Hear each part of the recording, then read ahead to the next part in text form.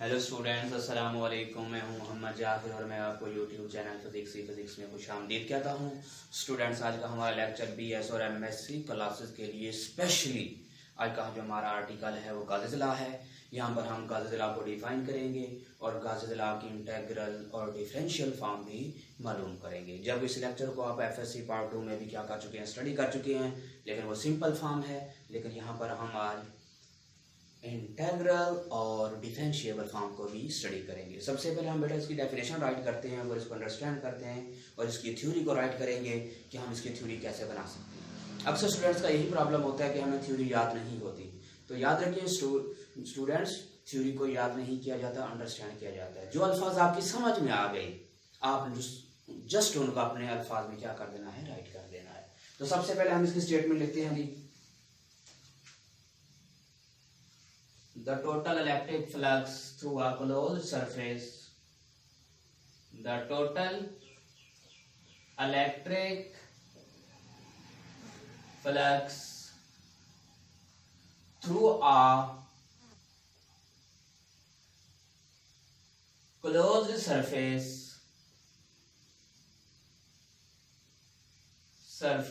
क्योंकि आप जानते हैं कि गाज़िला को हमेशा गाज़ियन सरफेस या क्लोज सरफेस के लिए इस्तेमाल किया जाता है। एफएससी पार्ट 2 में हम इसको बड़े अच्छे तरीका से स्टडी कर चुके हैं, तो उन कंडीशंस को माइंड में रखना है। राइट हो गई बात। Through a close surface is equal to 1 epsilon not times the total charge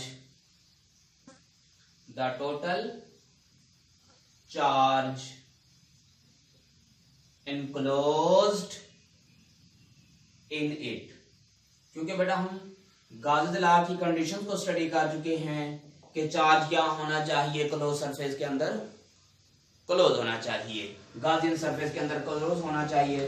कहते हैं कि हमारे पास जो टोटल इलेक्ट्रिक फ्लक्स है जिसको हम रिप्रेजेंट कर रहे हैं फाई ई से, ये किसके बराबर होना चाहिए, 1/एप्सिलॉन नॉट टाइम्स।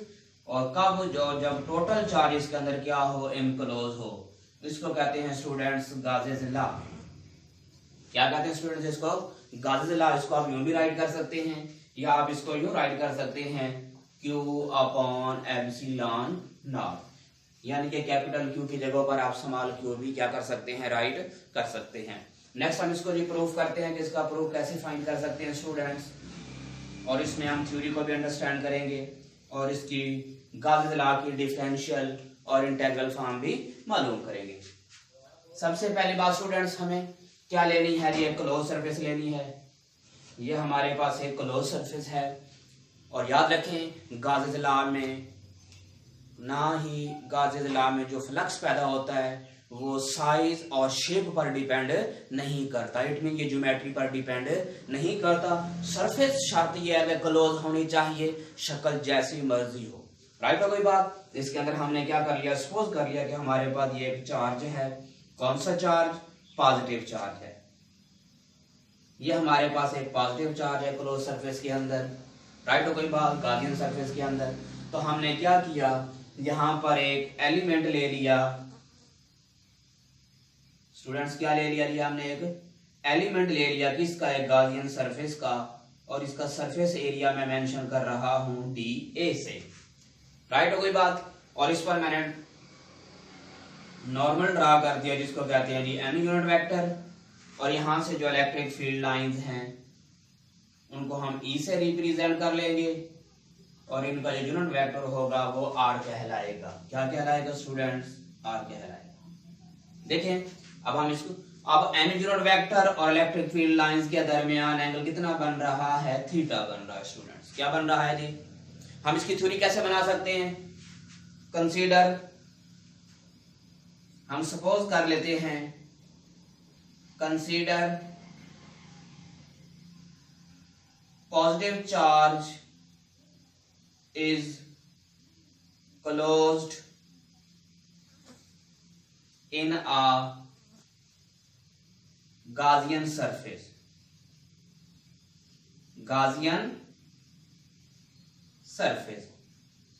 हमने फर्ज कर लिया कि गाज़ियन सरफेस के अंदर क्या है, एक चार्ज इनक्लोज है और ये कौन सा चार्ज है? पॉजिटिव चार्ज है।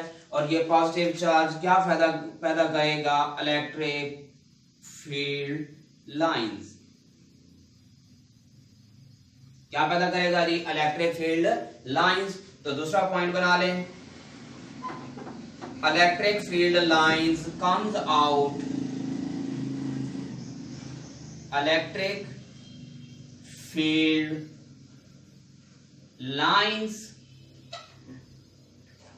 कम आउट, निकल रही हैं in forward direction, in forward direction.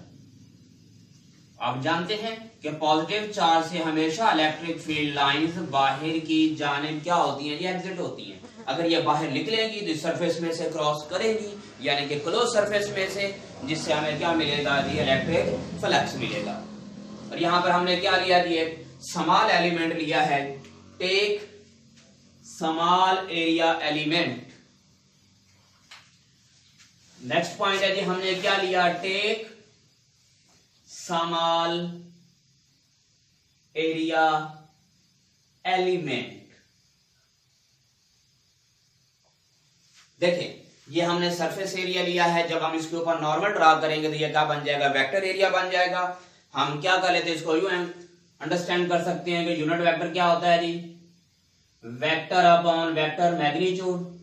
तो अगर r की जगह पर मैं क्या राइट कर दूं? n यूनिट वेक्टर, और इस वेक्टर की जगह पर मैं ले रहा हूं जी वेक्टर एरिया का एलिमेंट डिवाइडेड बाय इसकी क्या आ जाएगी? मैग्नीट्यूड। तो ये डिवाइड हो रहा है, इधर आकर क्या हो जाएगा? मल्टीप्लाई। ये बन जाएगा n unit vector dA is equals to dA vector. और ये वाला क्या कहलाएगा? एरिया एलिमेंट किसका? Of the surface, of the surface, surface का। राइट हो गई बात। फिर हमने कहा देखें कि n यूनिट वेक्टर और a के दरमियान एंगल कितना है जी? थीटा। नेक्स्ट पॉइंट बना लें, एंगल बिटवीन E का मतलब इलेक्ट्रिक फील्ड इंटेंसिटी भी कह सकते हैं, या आप इसको इलेक्ट्रिक फील्ड लाइंस भी कह सकते हैं। E and n unit vector is theta. यहां पर जो एंगल बन रहा है इलेक्ट्रिक फील्ड लाइंस और n यूनिट वेक्टर, जिसको हम नॉर्मल यूनिट वेक्टर भी कह सकते हैं, उनके दरमियान एंगल कितना बन रहा है स्टूडेंट? थीटा। अब सिंपल सी बात है, सबसे पहले हम क्या मालूम करते हैं? इलेक्ट्रिक फील्ड इंटेंसिटी या इलेक्ट्रिक फील्ड लाइन, क्योंकि हमें मालूम क्या करना है जी? Electric flux. तो electric field intensity is given by the electric field intensity, field intensity is given by आप लास्ट टाइम पढ़ चुके हैं कि इलेक्ट्रिक फील्ड इंटेंसिटी क्या होती है? E is equals to 1/4 pi epsilon naught Q upon R square। यहां पर लगा देंगे यूनिट वेक्टर, क्योंकि हम इसकी वेक्टर फॉर्म लिख रहे हैं। आप इसको यूं भी राइट कर सकते हैं, यूं भी राइट कर सकते हैं, R square into R unit vector. इसे कहते हैं जी electric field intensity in vector form is. और इक्वेशन नंबर कौन सी आ गई? 1। हमें क्या चाहिए जी? इलेक्ट्रिक फ्लक्स चाहिए। हमने एक एलिमेंट लिया है, इसका इलेक्ट्रिक फ्लक्स अगर समान होगा तो टोटल इलेक्ट्रिक फ्लक्स कितना होगा?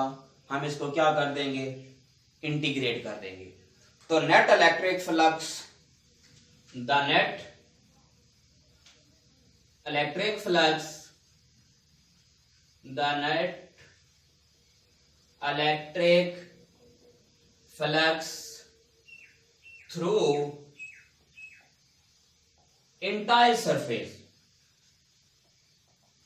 मुकम्मल सरफेस का जो इलेक्ट्रिक फ्लक्स होगा इज गिवन बाय देखिए जी, हम सबसे पहले सिंपल सी डेफिनेशन लिखते हैं या फार्मूला राइट कर लेते हैं कि इलेक्ट्रिक फ्लक्स का फार्मूला क्या होता है, E dot A, the number of electric field lines passing through a vector area. लेकिन मैं यहां पर देखें जस्ट क्या ले रहा हूं, एक एलिमेंट ले रहा हूं एरिया की जगह पर। एरिया में क्या आ रहा है, चेंज। अगर इसमें चेंज आएगा तो हम इसको यूं लिखेंगे E डॉट DA, राइट हो कोई बात। तो इसका मतलब है इधर भी क्या आएगा, चेंज। तो दोनों तरफ क्या कर देंगे, हम इनको इंटीग्रेट कर देंगे, इंटेग्रल ले लेंगे। तो हमारे पास जो इलेक्ट्रिक फ्लक्स बचेगा स्टूडेंट्स, ये बनेगा हमारे पास इलेक्ट्रिक फील्ड इंटेंसिटी क्या है हमारे पास, आप जानते हैं 1/4 pi epsilon naught Q upon R square, साथ आ जाएगा R unit vector dot DA vector area element, ये कितना है हमारे पास dot N unit vector DA।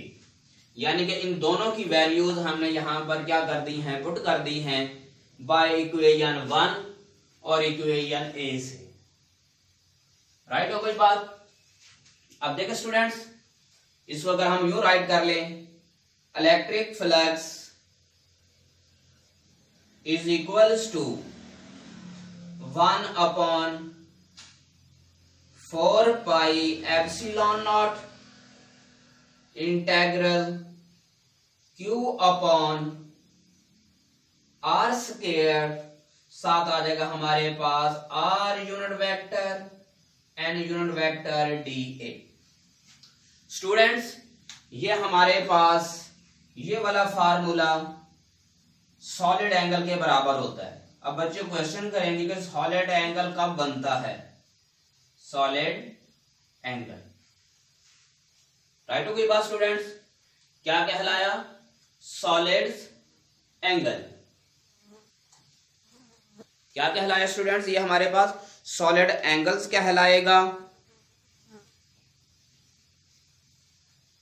यहां से Q को भी आप बाहर लिख लें, ये 1 आ जाएगा, ये बन जाएगा Q upon 4 pi epsilon. Solid angles क्या होता है जी, क्या था जी, इसको यूं डिफाइन करते हैं कि हमने क्या लेनी होती है, क्लोज सरफेस लेनी होती है। क्लोज सरफेस पर जहां पर इलेक्ट्रिक फील्ड लाइंस क्या कर रही हो, मीट कर रही हो, क्या कर रही हो जी, मीट। तो होता है जी इलेक्ट्रिक फील्ड लाइंस मीटिंग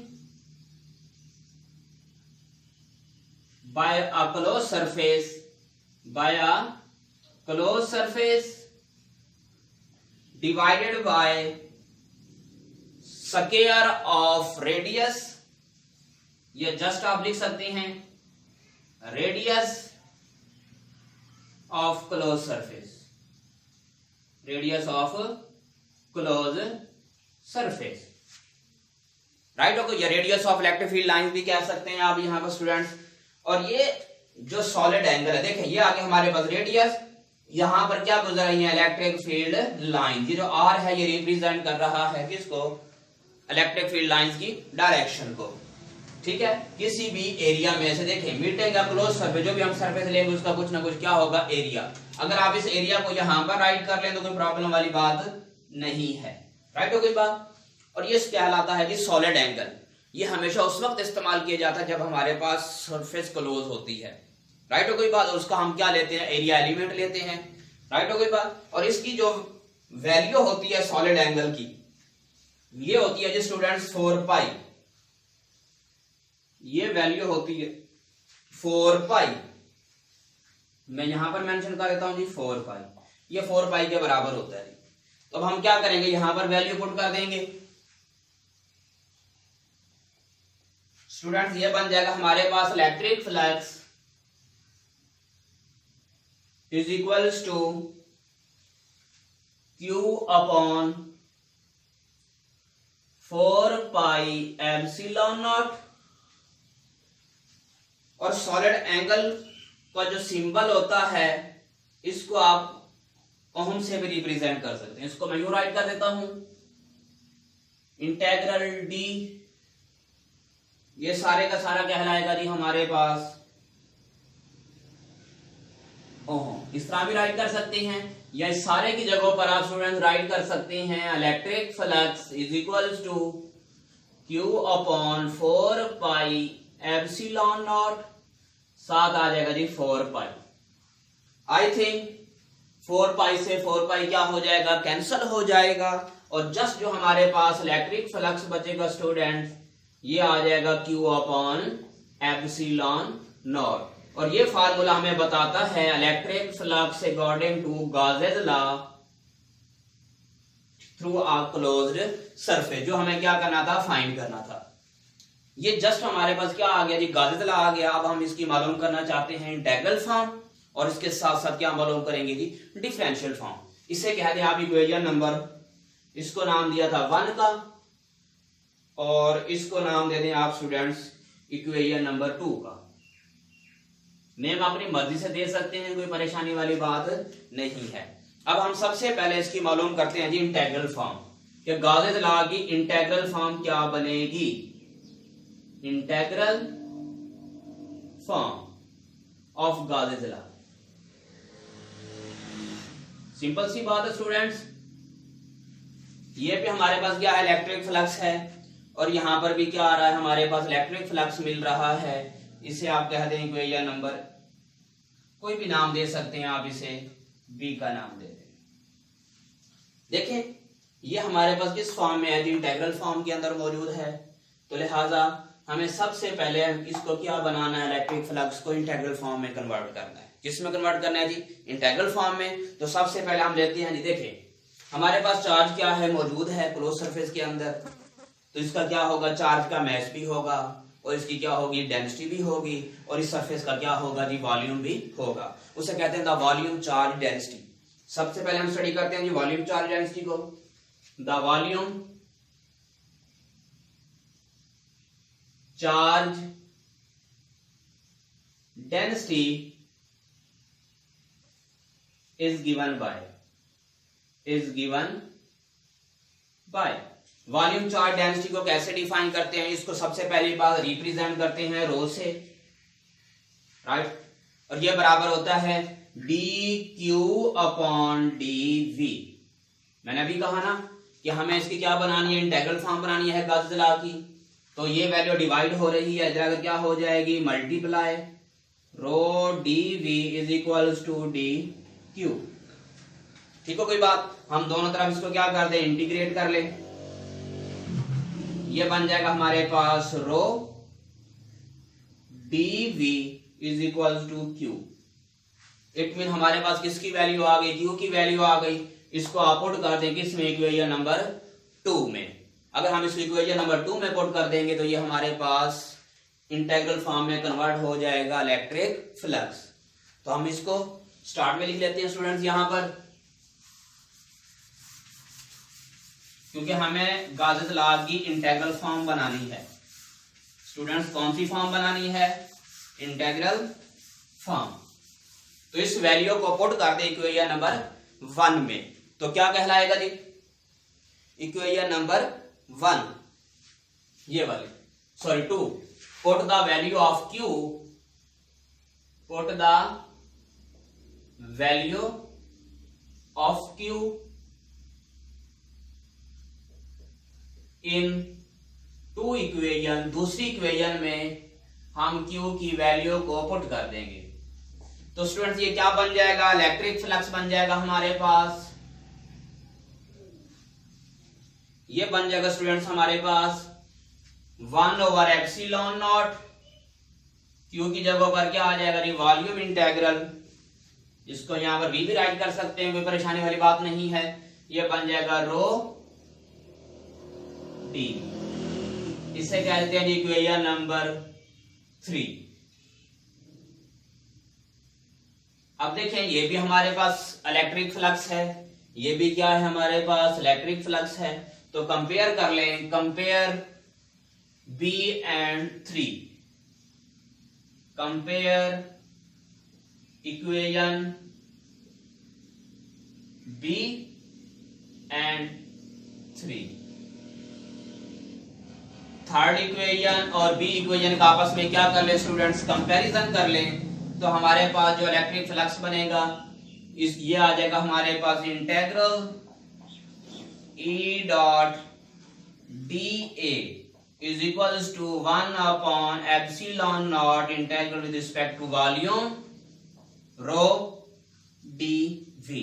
तो स्टूडेंट ये फार्मूला बन गया हमारे पास गाजेस लॉ का, कौन सी फॉर्म में, इंटेग्रल फॉर्म में। कौन सी फॉर्म में स्टूडेंट्स, इंटेग्रल फॉर्म में। इसको माइंड में रखना है, भूलना नहीं है, राइट हो कोई बात। और इसको मैक्सवेल फर्स्ट इक्वेशन का नाम भी दिया जाता है।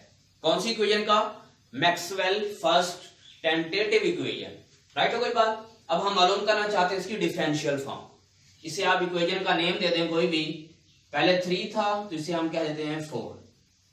अब हम मालूम करना चाहते हैं स्टूडेंट इसकी डिफरेंशियल फॉर्म, कि डिफरेंशियल फॉर्म क्या बनेगी गाजेस लॉ की, डिफरेंशियल फॉर्म। देखिए स्टूडेंट्स, इसकी जो हमने इंटेग्रल फॉर्म स्टडी किया तो यहां पर हम सरफेस इंटेग्रल को स्टडी कर रहे हैं। किसको स्टडी कर रहे हैं, सरफेस को, क्योंकि हमने क्लोज सरफेस का कोई एरिया एलिमेंट लिया था। तो अब हम क्या करना चाहते हैं, इसी इक्वेशन को क्या करेंगे, इस्तेमाल करेंगे और इसका कंपैरिजन करेंगे। किसको इस्तेमाल करते हुए, डाइवर्जेंस थ्योरम को, राइट हो कोई बात। The divergence theorem is given by divergence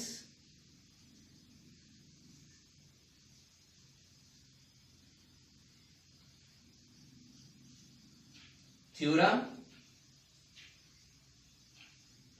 is given by, जो डाइवर्जेंस थ्योरम होता है स्टूडेंट्स वो क्या होता है, E डॉट dA हम उसको राइट करते हैं surface integral with respect to electric field lines and surface area element is equals to volume integral of divergence dot E, और इसके साथ आ जाएगा हमारे पास dV। क्या आ जाएगा स्टूडेंट्स, dV। इसे क्या देती है हम इक्वेशन नंबर 5। अब देखें इक्वेशन नंबर 4 और 5 का क्या कर ले आप, कंपैरिजन कर लें, और आई थिंक कि हमें क्या मिल जाएगी, इसकी डिफरेंशियल फॉर्म मिल जाएगी। क्या मिल जाएगी स्टूडेंट्स, डिफरेंशियल फॉर्म। चले हम कंपेयर करते हैं students, compare equation 4 and 5, compare कर लें, कंपेयर इक्वेशन 4 एंड 5। 4 और 5 को क्या कर लें स्टूडेंट्स, कंपैरिजन कर लें, तो ये क्या बनेगा, ये बन जाएगा students divergence dot E into dV is equals to 1 upon epsilon naught into volume integral rho dV। Students इसको इधर ले आए, ये क्या बनेगा हमारे पास, divergence E dV minus rho upon epsilon naught dV is equal to 0। तो इनसे कॉमन ले लें dV, तो स्टूडेंट्स ये बन जाएगा हमारे पास divergence dot E into minus rho upon epsilon naught, और इसके साथ कॉमन ले लिया हमने dV। राइट हो कोई बात, डेरिवेटिव इंटीग्रेशन कैंसिल हो जाएंगे, v मल्टीप्लाई हो जाएगा, क्या हो जाएगा डिवाइड, तो वो 0 हो जाएगा। बाकी बच जाएगा स्टूडेंट्स हमारे पास divergence dot E minus rho upon epsilon naught is equals to 0। तो ये नेगेटिव वाली वैल्यू स्टूडेंट्स इधर ले जाएं, तो ये बन जाएगी हमारे पास पॉजिटिव वैल्यू, और इसको हम यूं राइट करेंगे,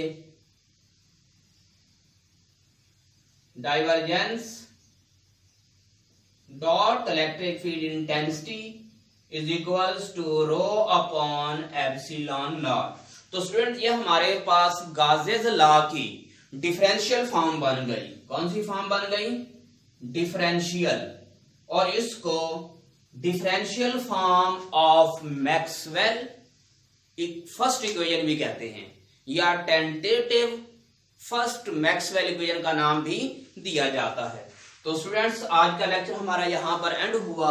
हमने गॉसेस लॉ को डिफाइन किया क्लोज सरफेस के लिहाज से, और इसके साथ साथ हमने इलेक्ट्रिक फ्लक्स मालूम किया, और इलेक्ट्रिक फ्लक्स की हमने इंटीग्रल फॉर्म और डिफरेंशियल फॉर्म भी मालूम की। आई थिंक कि आपको ये लेक्चर अच्छे तरीके से समझ आ गया होगा।